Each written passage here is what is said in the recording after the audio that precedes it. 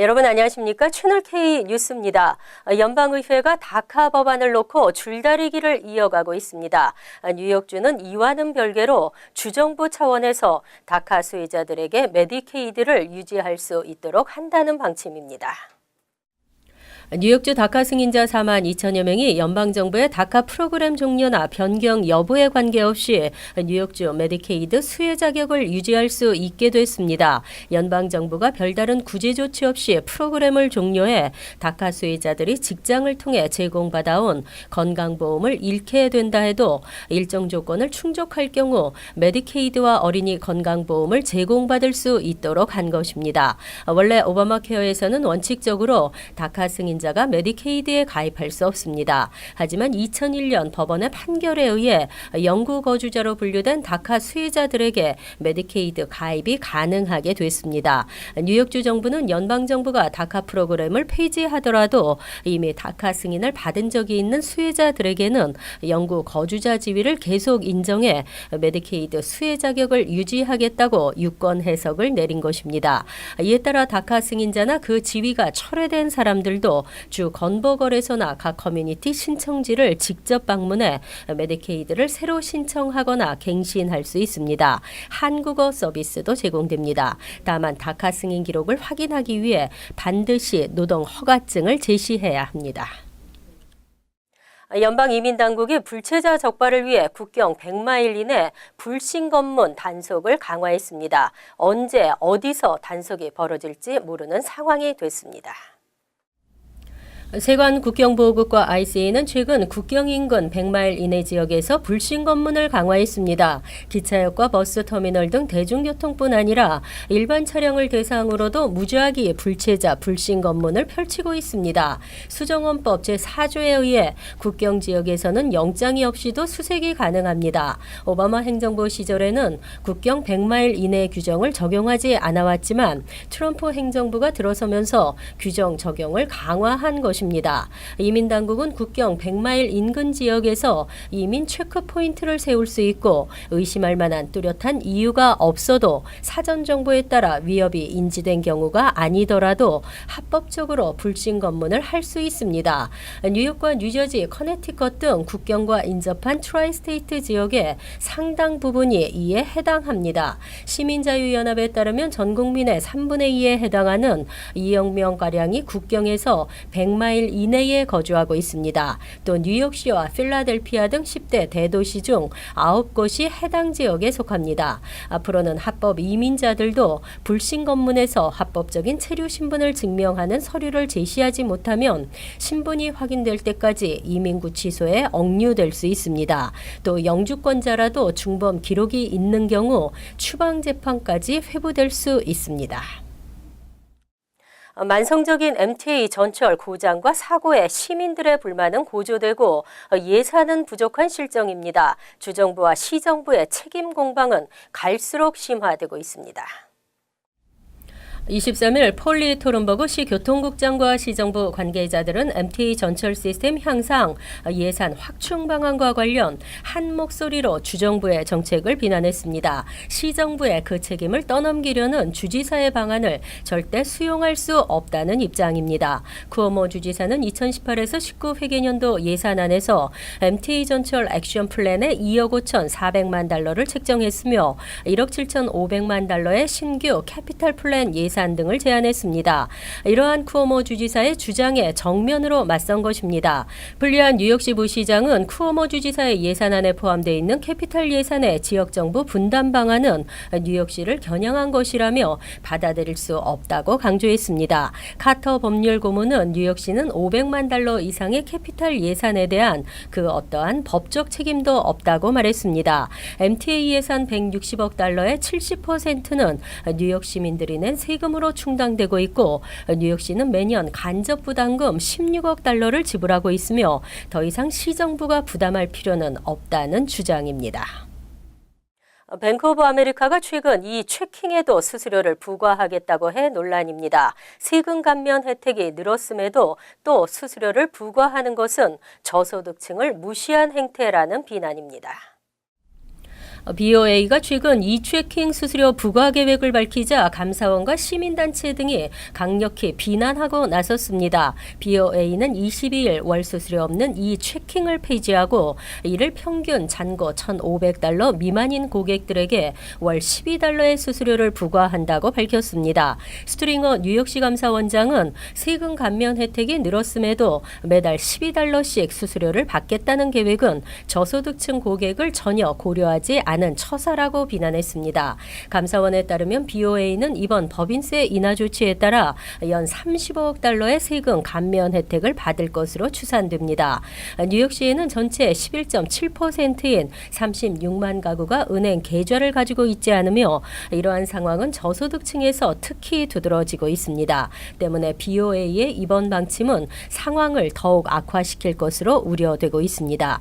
스트링어 감사원장은 낮은 잔고를 유지할 수밖에 없는 저소득층 은행 고객의 1년 계좌 유지 비용은 평균 $73이며 BOA의 이번 방침이 실제 시행에 들어가면 그 비용은 $144로 치솟게 된다고 지적했습니다. Citizen Action for 뉴욕은 무료 체킹 프로그램을 폐지하는 것은 저소득층 고객을 받지 않겠다는 뜻이라며 BOA의 저소득층 고객 무시 행태를 강력히 비난했습니다. 앤드류 쿠오모 뉴욕 주지사의 거부권 행사로 자동 폐기된 내일과 세탁업소 환경설비 개선 비용 지원 법안이 재추진됩니다. 랑킴 뉴욕주 하원 의원과 토니 아벨라 뉴욕주 상원 의원은 내일과 세탁업소들의 환경규제 준수를 위한 시설 교체 비용을 지원하는 내용을 골자로 한 법안을 재상정했습니다. 랑킴 의원실은 지역 소상인들의 어려움을 조금이나마 덜어주기 위해 마련된 법안인 만큼 주지사의 거부권 행사에도 포기하지 않고 재상정하게 됐다고 밝혔습니다. 이와 동일한 법안은 지난해 뉴욕주 상하원을 모두 통과하고 쿠오모 주지사에게 전달됐지만 주지사가 거부권을 행사하면서 결국 자동 폐기됐습니다. 쿠오모 주지사의 정확한 거부권 이유는 밝혀지지 않았지만 한인 사회의 무관심이 큰 영향을 끼쳤던 것으로 분석됐습니다. 이번에는 보다 적극적으로 법안을 알리는 옹호 활동에 나선다는 계획입니다. 오는 30일 한인 단체들과 소상인들은 얼바니 뉴욕주 청사에서 대규모 로비 활동을 실시하고 내일 및 세탁업소 지원 법안을 비롯한 소상인 지원 법안의 추진을 강력 촉구할 계획입니다. 재건축 공사가 전면 중단됐던 뉴욕 한인교회가 다시 공사를 진행할 수 있게 됐습니다. 랜드마크 위원회가 만장일치로 재건축을 승인했습니다. 뉴욕시 랜드마크 위원회는 뉴욕 한인교회가 제기한 공사 전면 중단에 대한 공청회와 표결을 실시한 결과 만장일치로 재건축을 승인했습니다. 지난 11월 랜드마크 위원회로부터 구두 승인을 받았지만 공식적으로 표결을 거친 것입니다. 랜드마크 위원회가 시 관계 당국과 뉴욕주 법원에 재건축 승인 사실을 전달하고 교회 측이 공사 재개 승인서를 받게 되면 철거 공사는 다시 진행됩니다. 다만 교회 측은 랜드마크 위원회의 요청에 따라 건물 정면 외벽 원형은 그대로 보존하기로 했습니다. 뉴욕 한인교회 측은 늦어도 다음 주에는 공사를 재개한다는 계획입니다. 교회 측은 지난 2015년 12월 뉴욕시 빌딩국으로부터 철거 공사 허가를 받고 이듬해 인스펙션도 통과했지만 지난해 2월 교회 건물이 모닝사이드 하이츠 히스토릭 디스트릭에 포함되면서 공사가 중단됐었습니다. 이에 교회 측은 뉴욕시를 상대로 소송까지 제기한 바 있습니다. 이용보 담임 목사는 랜드마크 위원회에서 재심의 요청을 거부했을 경우를 대비해 소송을 제기한 것이라며 랜드마크 위원회에서 재건축을 승인했기 때문에 바로 공사를 시작할 수 있다고 설명했습니다. 뉴저지 테너플라이 학군이 전국적으로도 우수한 학군으로 나타났습니다. 뉴욕에서는 매나셋 유니언 프리 학군이 우수하게 나타났습니다. 교육비영리 단체 알람스가 최근 발표한 2018학년도 전국 최고 학군 11위에 뉴저지 테너플라이가 오른 것으로 나타났습니다. 또 뉴욕 일원에서 가장 높은 점수를 받은 곳은 뉴저지 멀서 카운티에 위치한 웨스트 윈저 플레인스보로 리저널 학군이 6위를 차지했습니다. 상위 20위권 안에는 뉴저지 버나즈 타운십, 밀번 타운십, 프린스턴 등이 들었습니다. 뉴욕에서는 롱아일랜드 매나셋 유니언 프리 학군 학군과 업스테이트 뉴욕의 바이람 힐스 센트럴 학군이 각각 34위, 49위로 50위권에 이름을 올렸습니다. 이 밖에 뉴저지 에디슨 59위, 뉴욕 제리코 65위, 뉴저지 크레스킬 98위, 뉴욕 사요셋 100위 등이었습니다. 한편 최고의 학군 1위와 2위는 모두 일리노이주로 네이퍼빌과 몰튼 학군이 차지했으며 3위는 매사추세츠주 렉싱턴 학군으로 나타났습니다. 미 전역이 오피오이드 남용 비상입니다. 뉴욕시가 진통제 남용의 이유로 오피오이드 제약회사들을 제소했습니다. 23일 시 정부는 존슨앤존슨, 퍼듀, 테바, 세팔론 등의 제약회사와 계열사, 유통업체 등 10여 개 업체 등을 상대로 뉴욕주 지방법원에 5억 달러에 달하는 손해배상 소송을 제기했습니다. 오피오이드 남용 사태에 책임을 묻고 대응하기 위해서입니다. 빌 드블라지오 시장은 지난 몇 년간 교통사고나 살인으로 인해 숨지는 것보다 오피오이드 과다 복용으로 사망하는 사람이 더 많은 실정이라고 밝혔습니다. 오피오이드 남용 사태를 계기로 제약회사들을 상대로 소송을 제기하는 지방 정부들도 늘고 있는 실정입니다. 소송의 핵심은 제약회사들이 오피오이드에 대한 남용과 중독 위험성을 제대로 홍보하지 않고 과도한 공급으로 불법 시장으로 유통돼 남용 사태를 초래했다는 것입니다. 실제 오피오이드 과다 복용으로 인한 사망은 2010년부터 꾸준히 증가해 2016년 1000명을 넘으면서 인구 10만 명당 8.2명이었던 과다복용 사망자가 2016년엔 19.9명으로 2배로 급증했습니다. 특히 뉴욕시에선 오피오이드 처방이 급격히 늘고 있습니다. 시 보건국은 앞으로 의사 등 보건 전문가들에게 진통제 처방에 대한 부작용 위험과 오피오이드 중독자에 대한 치료 등에 대한 홍보를 확대할 계획입니다. 이어서 LA 지역 한인사회 소식입니다. 의료 비용 절감을 위해 환자들의 의료 서비스를 인위적으로 제한한 메디컬 그룹이 캘리포니아주로부터 철퇴를 맞았습니다. 캘리포니아주 건강보험관리국은 메디컬 그룹 EHS와 관리회사인 시널메드를 조사한 결과 이들 업체는 의료 비용을 줄이기 위해 환자가 전문의 진료를 받을 수 있는 기회를 제한한 것으로 드러났다고 밝혔습니다. 보험관리국 측은 EHS와 연계된 LA 카운티의 9개의 건강보험사들에게 EHS와의 모든 계약에 대한 정지 명령을 내렸다고 덧붙였습니다. 이웃케어 클리닉은 EHS와 연계된 보험 가입자들은 다음 달 5일까지 다른 메디컬 그룹으로 자동 변경될 것이라며 추가적인 조치를 취하지 않아도 된다고 설명했습니다. 이번 주부터 남캘리포니아 주요 고속도로에 보수 공사가 시작됩니다. 캘리포니아 교통국은 오는 26일 405번 프리웨이 확장 공사를 시작으로 남가주 주요 고속도로의 보수 공사 프로젝트를 시작한다고 밝혔습니다. 405번 개선 프로젝트는 볼사 시칼로드와 페어뷰 애비뉴 구간의 다리 18곳을 새로 교체하거나 확장시키는 공사며 이 기간 동안 뉴랜드 스트리트과 워드 스트리트 등의 다리 5곳이 차단됩니다. 이 공사에는 19억 달러의 예산이 투입됐으며 2023년에 완공될 예정입니다. 이외에도 올해 LA 지역의 5번 프리웨이의 파컬로드와 14번 주간 고속도로 구간과 오렌지 카운티 지역의 5번 프리웨이의 엘토롤로드 남쪽 방면과 73번 주간 고속도로 구간 등 남가주 지역 고속도로 3곳에서 보수 공사가 진행될 계획입니다. 간추린 소식입니다.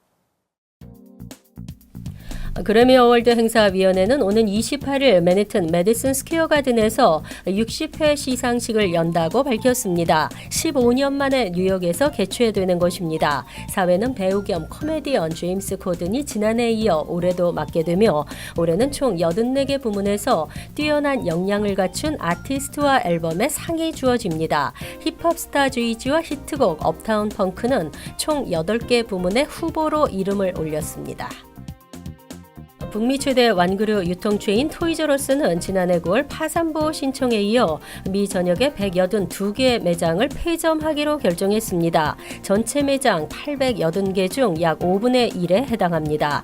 매장 폐점은 다음 달부터 시작돼 4월까지 완료될 전망입니다. 토이저러스의 파산은 최근 어린이들이 전통적 장난감 대신 스마트폰 등 온라인 기기를 선호하는 데 따른 것이라는 분석입니다. 22일 스쿨존 지역 속도 위반 운전자에 대한 처벌을 강화하는 법안이 뉴욕주 상원을 통과했습니다. 호세 페럴타 의원이 발의한 법안에 따르면 앞으로 스쿨존 구간에서 속도 위반으로 적발된 후 18개월 이내에 또다시 속도 위반을 저지르면 60일 동안 차량 등록이 정지됩니다. 현재 뉴욕주 스쿨존 제한 속도는 15마일로 과속에 따른 범칙금이 부과되고 있습니다. 뉴욕시 교통국에 따르면 2015년에 1000여 명의 17세 미만 학생들이 교통사고를 당했으며 이 중 9명이 사망했습니다. 피터 쿤 뉴욕시 의원은 오는 28일 오전 10시부터 오후 4시까지 퀸즈 식물원 주차장에서 전자제품을 무료로 수거하는 전자제품 폐기물 처분 이벤트를 개최한다고 밝혔습니다. 이번 행사를 통해 컴퓨터와 모니터, 프린터, 스캐너, 키보드, 마우스와 케이블, TV 등의 전자제품을 버릴 수 있습니다. 2015년부터 뉴욕시에서는 전자 폐기물은 반드시 지정 장소에만 버릴 수 있습니다. 위반 시 $100의 범칙금을 부과하고 있습니다. 환율과 증권 소식입니다.